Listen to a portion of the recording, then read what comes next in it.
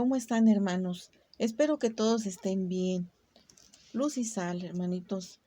Hoy nos toca estudiar la lección número 26 de primer grado, la voz de Dios. La ley de Dios es valladar que mantiene dentro del camino. Esta lección es muy hermosa y nos da mucho conocimiento. Recordamos de la lección anterior que nos dice que todo hombre tiene una guía en la ley natural y la conciencia, que permite distinguir el bien del mal. Ya como nos hablaban nuestros padres al principio cuando empezábamos a tener ese entendimiento, eso está mal, eso está bien, y así nos íbamos poco a poco encaminando en la vida hasta llegar a ser adultos. Para obtener una aprobación o reprobación según nuestras acciones, por ejemplo, cuando nos estamos seguros de haber hecho algo bien, decimos, me remuerde la conciencia, o nos dicen que falta de moral. La moral contiene elementos como advertencia, apremio, sanción, remuneración, que son en nuestro beneficio para nuestra vida diaria. ¿Cómo es esto? Pues si hacemos algo malo, pues nos ganamos un castigo. Si hacemos algo bien, pues un premio. A eso se refiere la remuneración según nuestras acciones, que van en nuestro beneficio para nuestra vida diaria y al final caminar hasta nuestro Padre Creador, que es encontrar la salvación que todos queremos un día estar con Él. El hombre fue criado con dones sobrenaturales, preternaturales y naturales, pero con el pecado original los pierde. Entonces queda confundido, debilitado por esta desobediencia. Así como cuando nosotros hacemos algo mal, pues no nos sentimos tranquilos, a veces no podemos dormir o estamos de mal humor. En cambio, cuando hacemos una acción muy buena, pues nos sentimos alegres, nos sentimos satisfechos con nosotros mismos. De igual manera, así se sintió el primer hombre cuando cometió esa desobediencia hacia nuestro Padre Creador. Pero como sabemos que nuestro Padre es muy bondadoso y misericordioso, nos manda un auxilio, que es el decálogo. El decálogo es una ley para su pueblo, es un decreto. Pasaron siglos para que el pueblo se instalara en el desierto. Ya una vez constituidos como nación, Dios llama a Moisés y le recuerda cómo los ha liberado de la esclavitud cuando estuvieron en Egipto. Como todos sabemos que era una esclavitud muy tremenda, cómo trabajaban, cómo los maltrataban, lo que comían el faraón y toda la gente, pues ellos no podían comer eso, sufrían mucho hasta que Dios los libera de esa esclavitud tan terrible. Entonces le menciona a Moisés que su pueblo debe escucharlo y guardar su alianza. ¿Qué nos dice con esto? Pues que Dios sea el centro de nuestra vida, que Dios tiene que ser siempre el centro de nuestra vida, darle ese lugar que Él merece por todo lo que nos ha dado y nos sigue dando. Bueno, hablábamos de ese decreto, de ese decálogo, que debe darse en solemnidad y formalidades para mostrar la importancia y la disposición que hay entre autoridad y pueblo. Más aún cuando se trata de Dios y el hombre, que es este caso tan importante, tan histórico y único. Entonces ya ve, dice a Moisés, que se santifique el pueblo, que laven sus vestiduras, porque Él descenderá. Y ellos responden que así lo harán, que así lo harán. Entonces, después vemos que viene la teofonía. Es una palabra nueva, tal vez algunos la conozcan, pero algunos no. Teofonía, ¿qué quiere decir? Es una palabra griega que quiere decir Dios, teos, que es Dios, y faneros, que es visible o manifiesto, lo que significa aparición de Dios, que siendo invisible, se hace visible. entre truenos, relámpagos, resonar de trompetas. En una densa nube anuncia el decálogo, que son los 10 mandamientos que todos conocemos, porque cuando fuimos al catecismo los memorizamos y aquí los estudiamos detalladamente, cada uno de ellos en primer grado. Y a continuación nos vamos a recordar. Primero, amar a Dios sobre todas las cosas.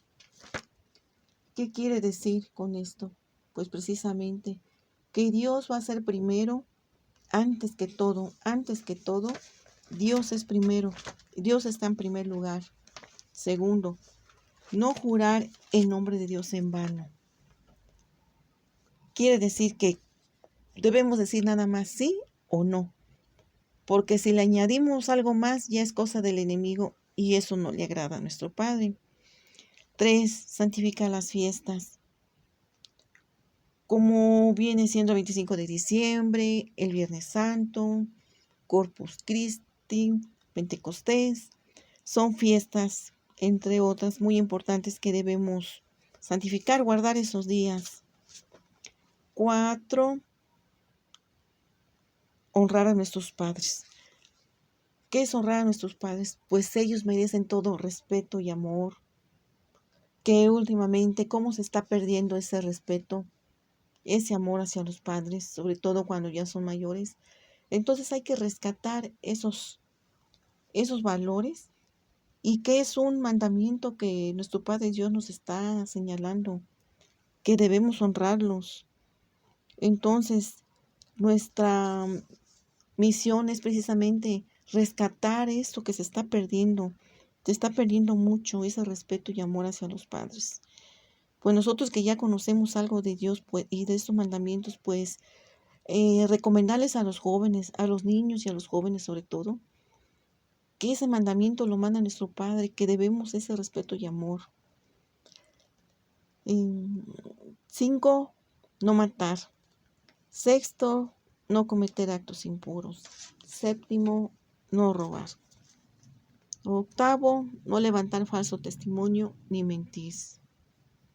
Porque también cuánto daño hacemos cuando decimos cosas falsas, cuando mentimos para nosotros salir de ese atolladero en el que estamos, en ese problema que estamos, sin pensar que estamos perjudicando al hermano, al vecino, al final es al prójimo. Entonces, no hagamos cosas que no queramos que nos hagan a nosotros, ponernos en ese lugar. Si a nosotros nos hicieran eso, pues no vamos a estar conformes y más que nada, no vamos a querer ser dañados por algún testimonio falso, por una mentira.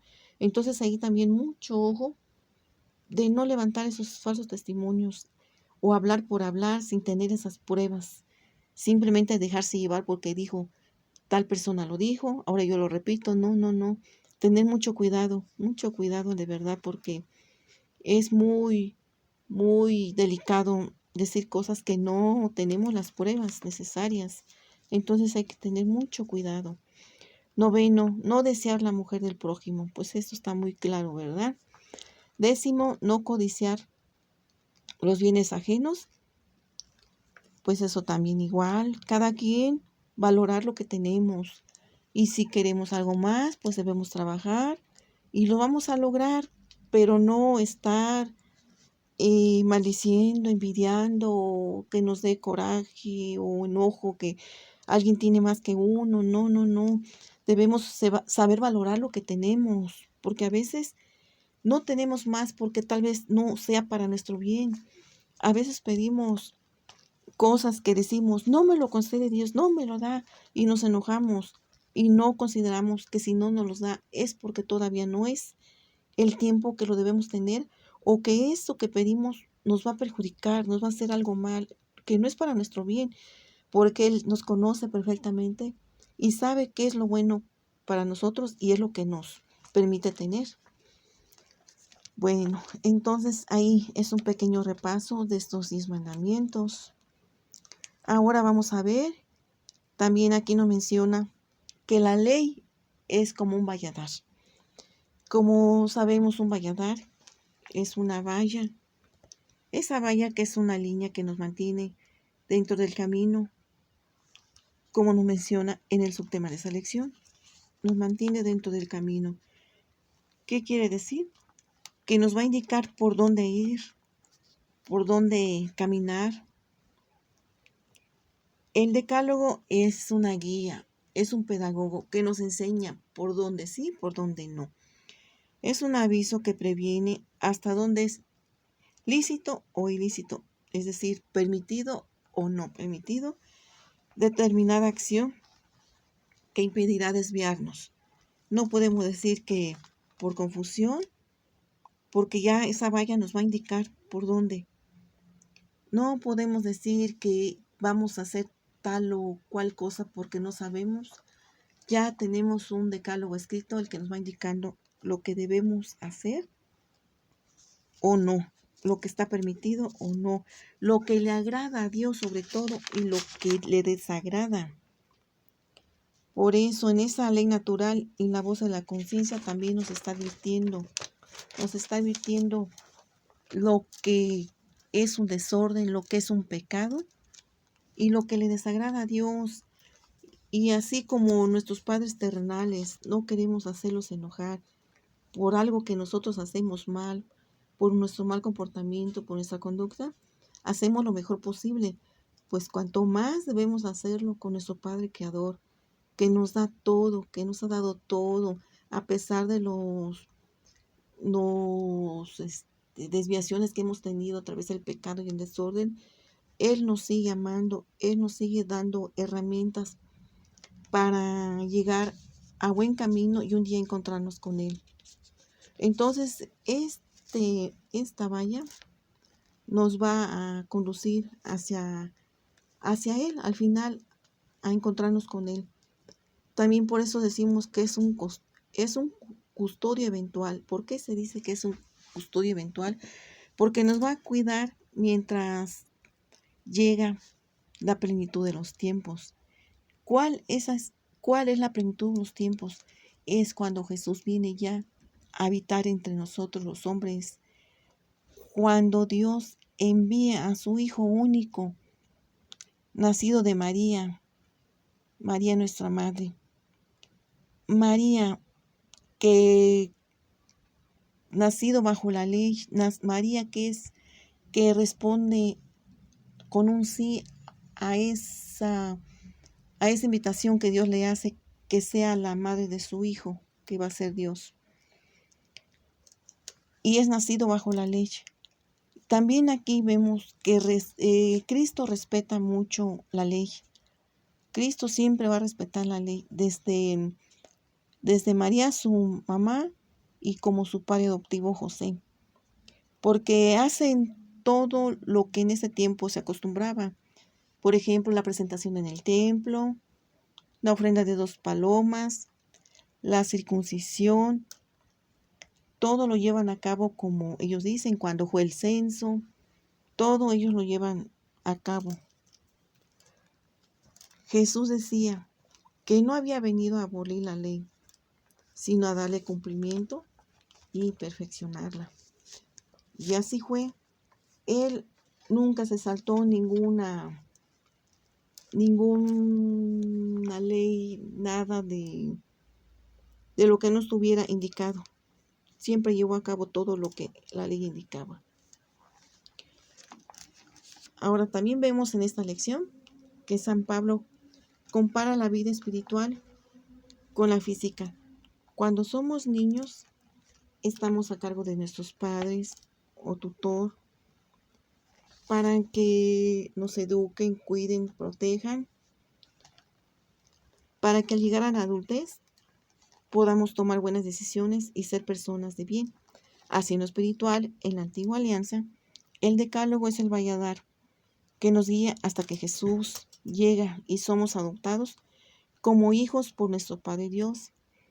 En el bautismo también vamos a recordar que somos revestidos de Cristo, somos llenos del Espíritu Santo. Así como hijos hacemos la voluntad de nuestro Padre por amor a Él, a ejemplo de Jesús. Así es como de la niñez de la ley pasamos a la adultez de la gracia. Por la ley del amor Por la ley del amor, Cristo vino a perfeccionar la ley, añadiendo el mandamiento del amor. En la última cena del Jueves Santo, como recordamos muchos, nuestro Señor Jesucristo nos da este mandamiento, que es el mandamiento del amor, que os améis los unos a los otros como yo os he amado. Y es el mandamiento que resume a todos, También podemos ver que la caridad es una virtud por excelencia, porque en ella manifestamos el amor a los demás, en el servicio, en nuestras acciones, día a día.